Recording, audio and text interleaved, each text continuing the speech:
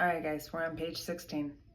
The road was stone-cobbled and kept them coming correct, a straight line of marchers, war guard gleaming, chains linked by hardened hands, their armor ringing loud as any hall bell. By the time they arrived in Eorut, dressed for demons, they were sagging, sea-stung. They stacked shields, wood-weathered, against the walls, then sat down on benches, their metal making music, their spears they stood like sleeping soldiers, tall and tilting, gray ash, a death grove. Each maker of armored din was twined to his weapon. A man of Hrothgar's company, admiring them, inquired, "So they come into the kingdom, and they sound like warriors. They look like warriors. They act like warriors. What kingdom sent you here, boys, with your crests and shield, your gilt helmets and gray-clothed chests, your sharpened spears? I'm Hrothgar's herald and officer, and in all my years, I've never seen such an impressive assembly of outlanders. You've too much style to be exiles, so I expect you must be heroes, sent to Hrothgar." The man, we know him by his name, means Nerve, the leader of the Geats.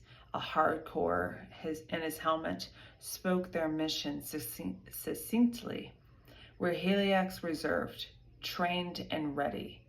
Beowulf's my name."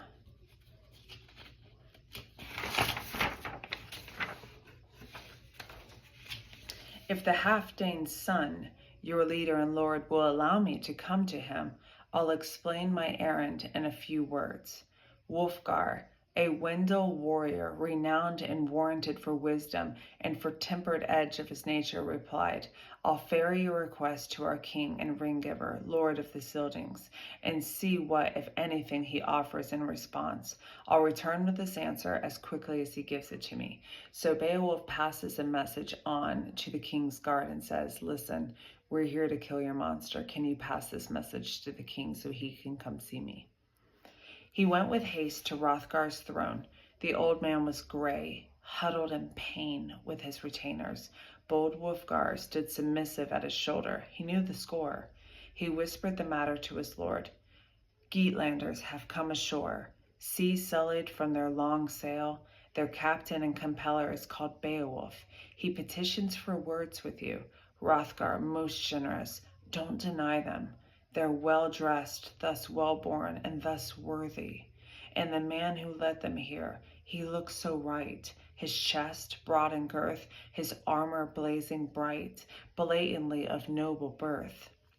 Hrothgar, the Scyldings' helm, lifted his head. "Beowulf?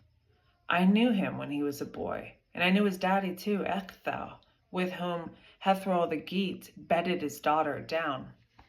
Their son and heir is here to bring health to me. A crew of mine once crossed the Geatland with gifts from me to his father, and they brought back cargoes of stories.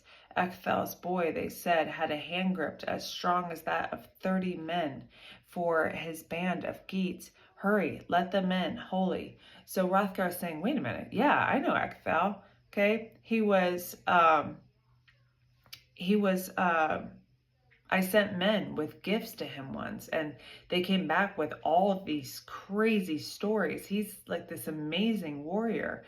And his son, Beowulf, it's said that he has the strength of 30 men. That's insane. Yeah, I want to talk to him.